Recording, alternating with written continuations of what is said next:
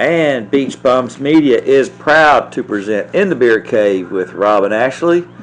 The guy normally sitting here is Rob from the Start Naked Truth, and I'm just Ashley, and we're glad that everybody's here today.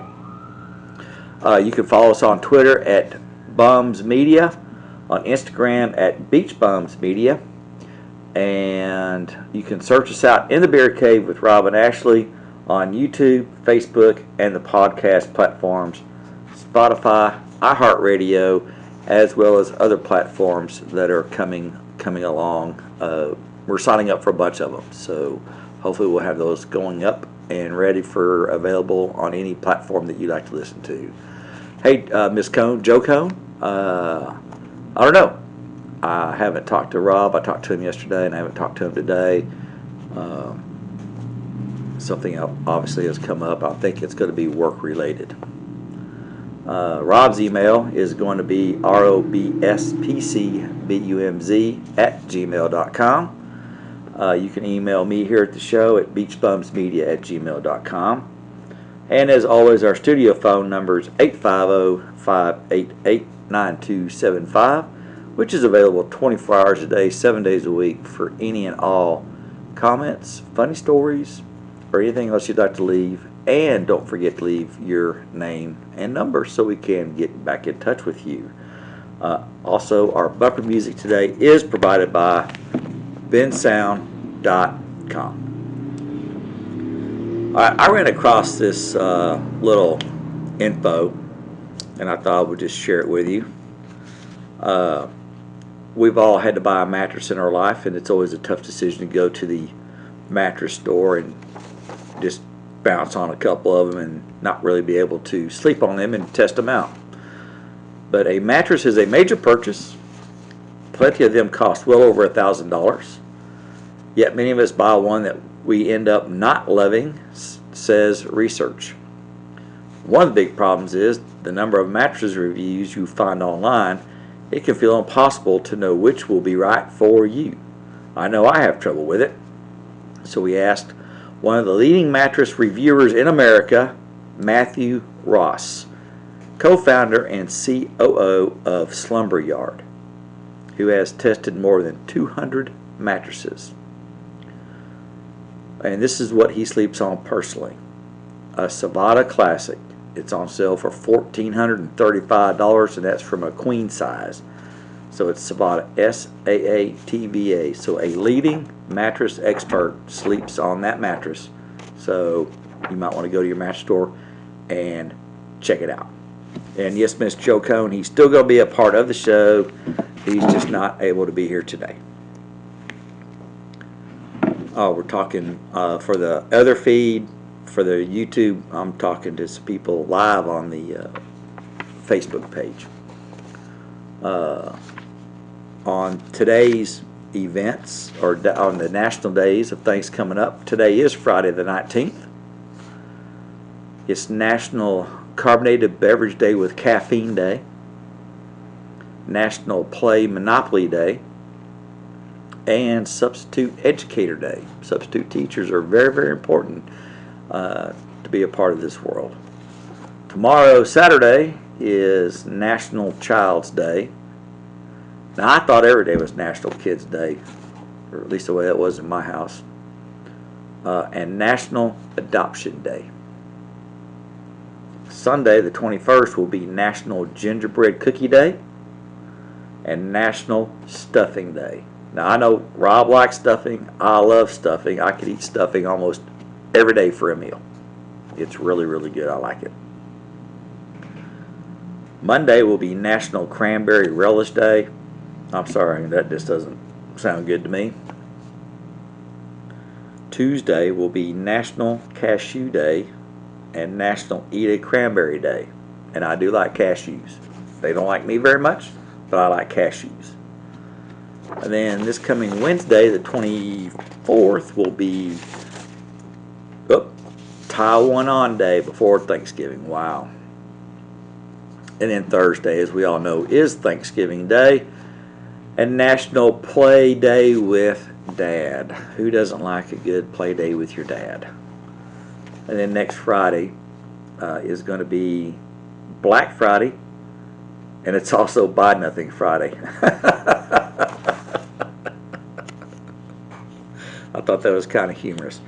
So those are your national days coming up. Speaking of that, we do have a programming note for next week, with it being Thanksgiving and Black Friday. Our show will not be available until Saturday. We're going to record on Saturday instead of Friday because of some scheduling conflicts. So that's going to take place next week, just so y'all are aware of that.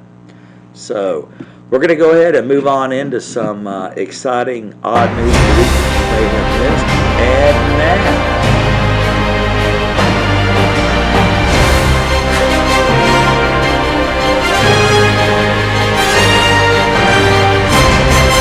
from around the globe and across the nation, from your state, and possibly from your city or right down your street, it's odd news of the week you may have missed and want to know about it. And today it's going to be sponsored by Biker's Edge.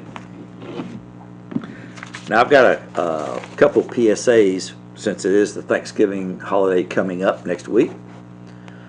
Black Friday might get all the hype, but there's a certain sector of the workforce preparing for something else, and it's called Brown Friday.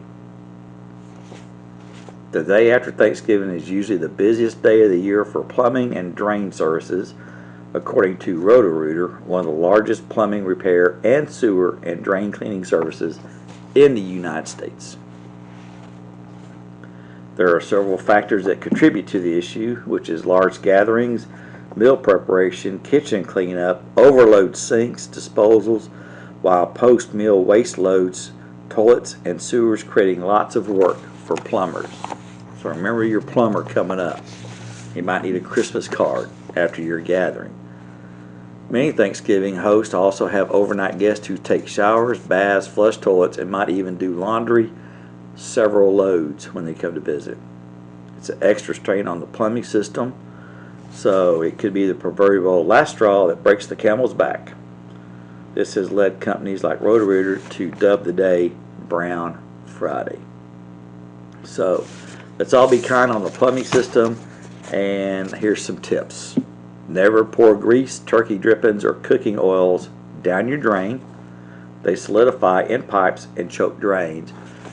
And running hot water does not help it go through the drain.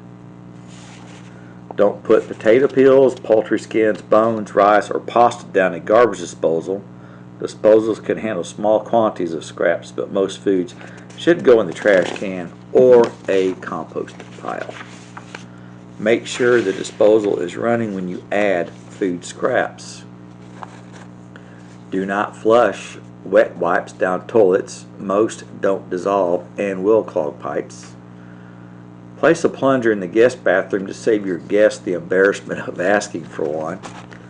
And spread out showers and laundry loads throughout the day to ease the tension on the system. And if you have a septic system, I would throw an extra thing of Rid-X down the toilet to help with any things they need to take care of. Now, with the Thanksgiving holiday coming up, have you ever started packing for a trip and go, wow, which food could I bring with me on the plane?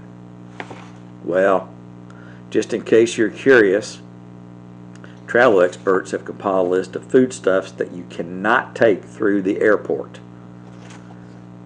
The study reveals in hopes that it could save those travelers at Thanksgiving.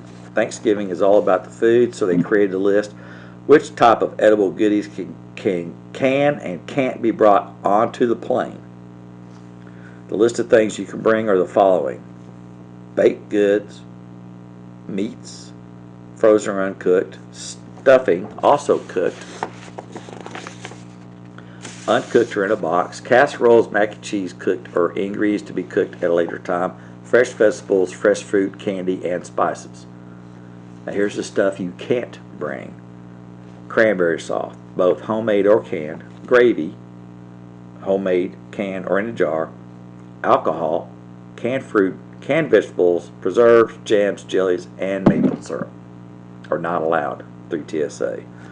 One of the biggest parts of Thanksgiving is sharing delicious home-cooked foods with those around, but travel is open and we will make the most of our favorite Thanksgiving dishes by taking them to our celebrations.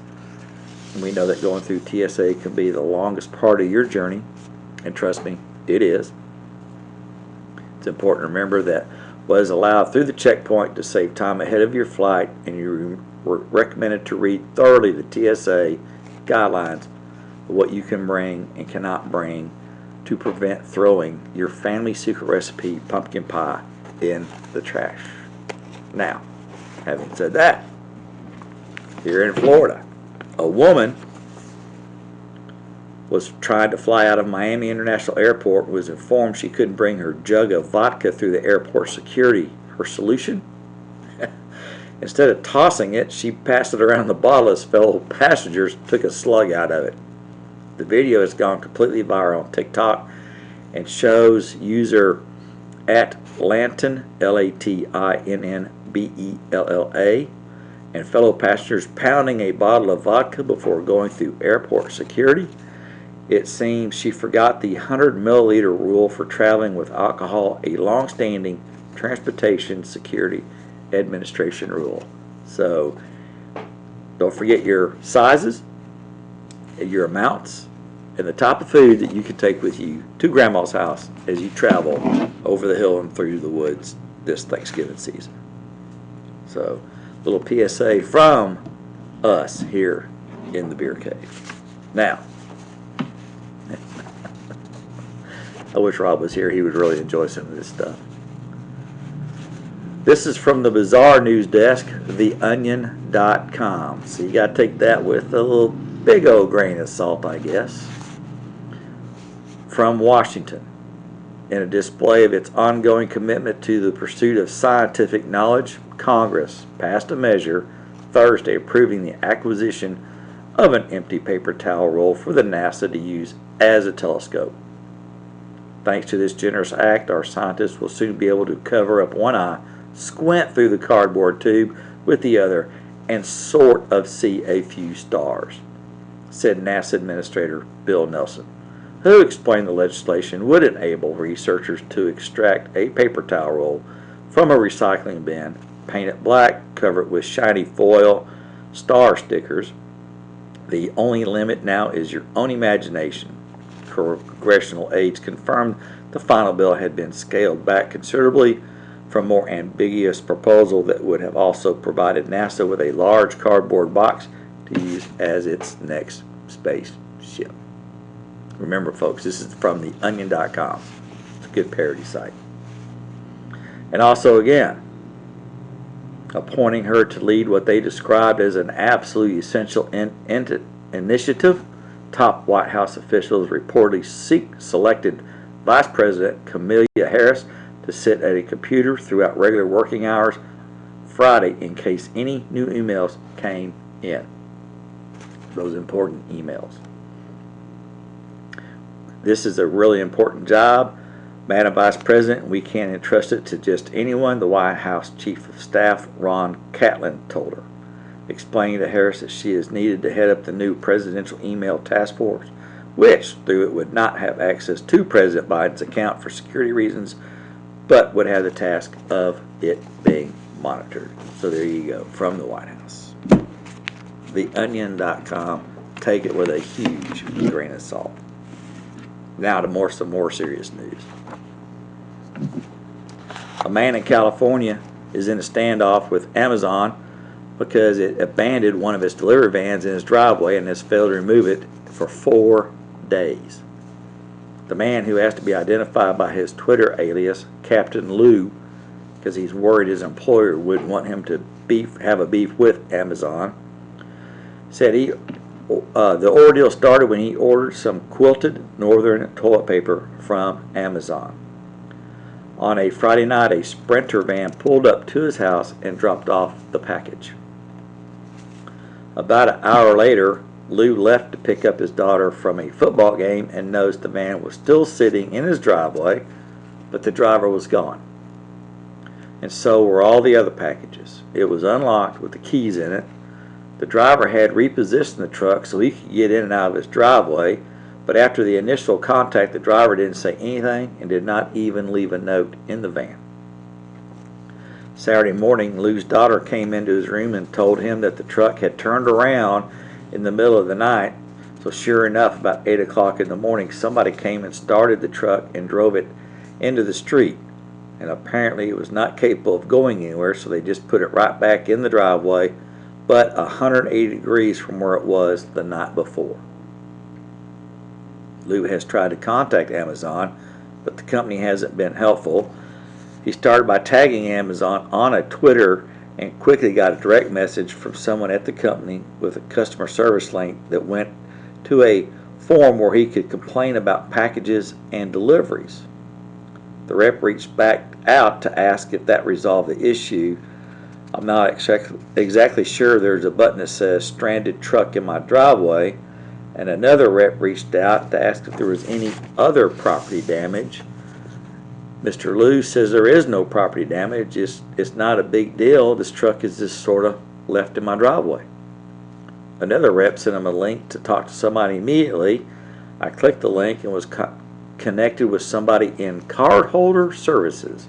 So I spent 10 minutes with a very polite but clearly befumbled offshore agent who had no idea how to route my call to the disabled van department. But I'm pretty sure I now have an Amazon credit card. So get your toilet paper delivered, you get a van free. Keys are in it. I guess it's yours to take.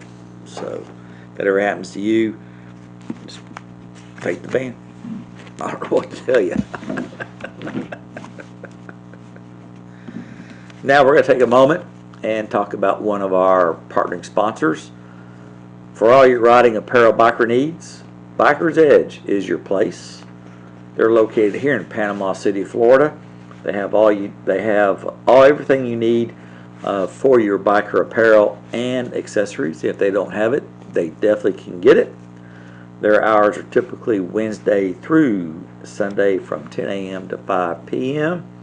So give Miss Pat a call at 850-624-6206. Make sure they're around and not out riding or enjoying their toy hauler. Pat's been having some difficulty with some sinus surgery, so I don't think they're out doing too much. But hopefully she's getting geared up for the holiday season. So if you've got some gifts that you need to get for your biker friend or loved one, she'd be more than happy to assist you with that. 850-624-6206. If you have a military ID, you get a 10% discount. And make sure you tell Pat that Robin Ashley from the Beer Cave sent you her way. Now, that's a nice little segue into this next story from Boca Raton, Florida. A man riding his bicycle under an open parking gate, one of those little arms that go up and down, at what was known as the Boca Resort and Club was hit by the gate when it closed. He is now suing the resort, claiming that it didn't maintain the gate that he drove under, or actually rode under. From the lawsuit filed by an attorney on or about August 5th, as the plaintiff and his wife were riding their bicycles on the defendant's property and were headed to the member services lounge, they observed the gate barrier arm in the steady upright position and had observed it in that position on several prior occasions. The plaintiff's wife proceeded to ride through the access way toward member services, and the plaintiff followed directly behind her as they had done in the past, and when suddenly, without warning, the barrier arm came down and struck him, causing him to fall off his bicycle. At no prior time to October 5th, the defendant was warned or attempted to discourage the plaintiff and the other resort members and guests from riding their bicycles through the access lane when the gate arm was in the elevated or up position. I don't know about y'all, but there's a warning sign on just about every one I ever see that says arm may cause damage. The lawsuit claims that the Boca owner, which owns the Boca Resort at the time, is responsible for the gate closing on Mr. Whipple. resort is now known as Boca Raton. It's unclear if the ownership interest in Boca owner have any involvement in the current operation. The Boca Resort became the Boca Raton earlier this year in a controversial marketing move. I don't think that negates a lawsuit, but I'm not sure on that. I'm not a lawyer. Mr. Whipple, according to the suit, suffered bodily injury and pain and suffering. He seeks in excess of $30,000, and he is represented by a local attorney in Boca Raton. This one's kind of strange. A decomposing body of a reported domestic abuse victim was found in her Bronx apartment after the woman's downstairs neighbor complained about maggots dropping from the ceiling. Police found the decomposing remains of a person named Ashley Ductile after the tenant below her told the building super that maggots were coming through her ceiling.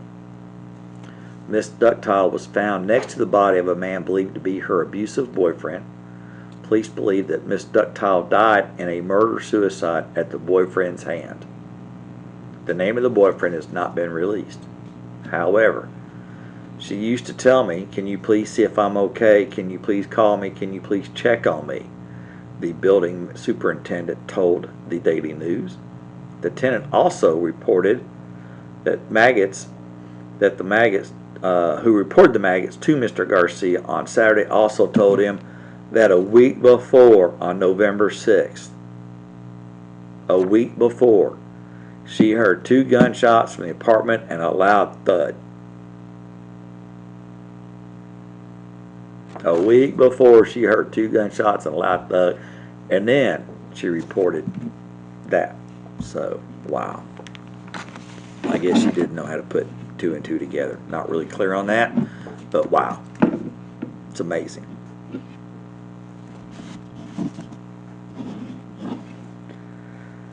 And now, the stories you're about to hear are true.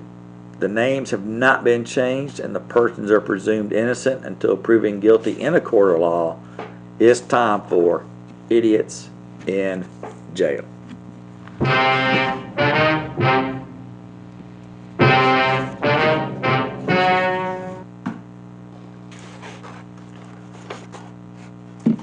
While locked up in a scary Florida jail following a DUI arrest, a Florida woman removed the metal wiring from her bra and used it to damage the cell door in an attempt to escape the jail. While the alleged plot by Susan Shepard, 59, failed, her MacGyver-like ingenuity is worthy of notice. She was arrested on October 31st on a DUI charge and booked into the Sumter County Jail, where she was placed in a holding cell in a booking area. Shepard gave her address as a residence in the village's retirement community. While in her cell, she removed the metal wiring from her bra and proceeded to use it to make numerous scrape marks into the glass on the bottom of the holding cell door. A corrections deputy saw this. Shepard also allegedly sought to crawl out of a small opening in the holding cell door feet first and had to be directed to pull her legs back into the cell.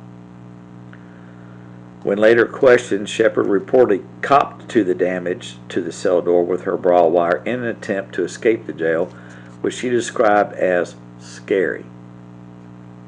Shepard's harebrained plot, which could have required Shawshank-level time commitment to succeed, resulted in 2 additional charges and being added to her docket: attempt to escape, a felony, and criminal mischief, a misdemeanor. She is now free on $11,500 bond. She could have tried to forge a key, I don't know, to get out. And from Maryland. Maryland State Prosecutor Charles Howard III announced today that Andrew Bradshaw, the mayor of Cambridge, has been charged with 50 counts of distributing revenge porn. I didn't know there was such a thing as that. I had no idea. The criminal information filed today in Circuit Court for Dorchester County alleges that Andrew Bradshaw created multiple accounts on the public internet from forum Reddit, Reddit. I think I've seen them. I don't know much about it. He employed public usernames consisting of pronunciations of the name and birthday of a person identified as victim 1 who had a past romantic relationship with Mr. Bradshaw. Mr. Bradshaw is alleged to have posted nude photographs of victim 1 captioned with racial slurs and sexually explicit language. The forms that were related to this sexual activity, humiliation, degradation, race, and other topics. The charge document further alleges Mr. Bradshaw disseminated the image without the knowledge of the consent of victim 1 and with the intent to harm her.